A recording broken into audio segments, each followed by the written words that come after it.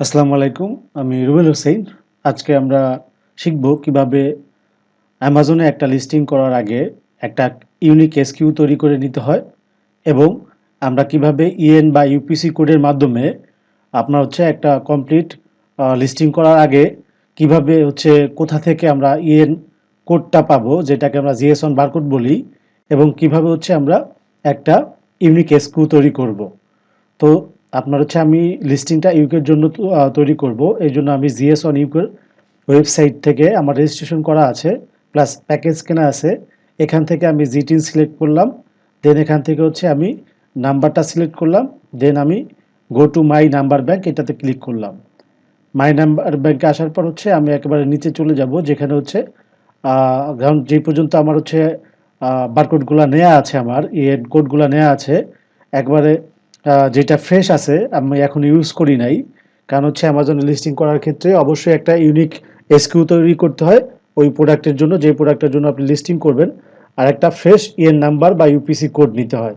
তো এটা দেখেন ফ্রেশ আছে।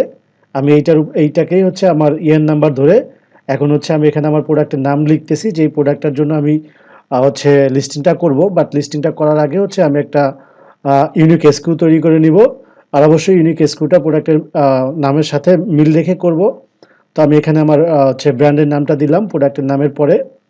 আর অবশ্যই আমি এসকিউটা একবার ইনভেন্টরিতে চেক করে নিব যে এসকিউটা আমি প্রোডাক্টের নামের সাথে ম্যাচ করে বানাবো, যে ওই এসকিউটা অলরেডি অ্যামাজনে ইনভেন্টরিতে কোনো প্রোডাক্টের লিস্টিংয়ে আছে কিনা।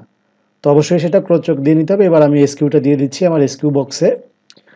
GS1 বারকোডের যেই আপনার ওয়েবসাইট, যেই তৈরি করার যে বক্সটা, সেটাতে দিয়ে দিয়েছি। তারপর আমি সেভ বাটনে প্রেস করেছি।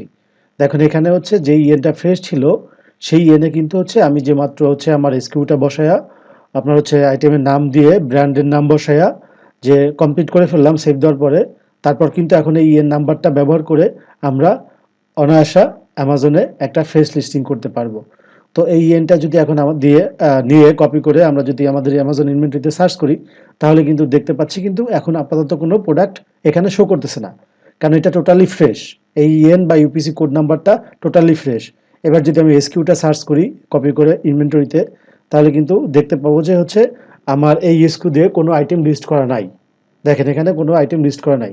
সো অবশ্যই এসকিউ বানানোর পরে আপনার আইটেমের নামের সাথে ম্যাচ করে সেটা ইনভেন্টরিতে চেক করে নেবেন যে ওই এসকিউ দিয়ে কোনো প্রোডাক্ট আপনার লিস্টিং করা আছে কিনা। এই যে দেখেন ইএন নাম্বার কোথায় থাকে, এই যে সেটা আমি দেখাই দিলাম। লিস্টিংয়ের শেষের দিকে আপনার ইএন নাম্বারটা আপনি দেখতে পাবেন। একটা নতুন লিস্টিং অ্যামাজনে করতে গেলে অবশ্যই আপনাকে একটা ইউনিক এসকিউ তৈরি করে নিতে হবে ওই প্রোডাক্টের, আর একটা ইএন কোড বা ইউপিসি কোড আপনাকে আপনার যে কোনো থার্ড পার্টি থেকে বা GS1 বারকোডস থেকে আপনাকে জেনারেট করে নিতে হবে, যার মাধ্যমে একটা প্রোডাক্ট আইডি আপনি ইএন কোড বা ইউপিসি কোড পেলেন, একটা এসকিউ পেলেন, দেন আপনি এবার লিস্টিং করতে পারবেন। ধন্যবাদ।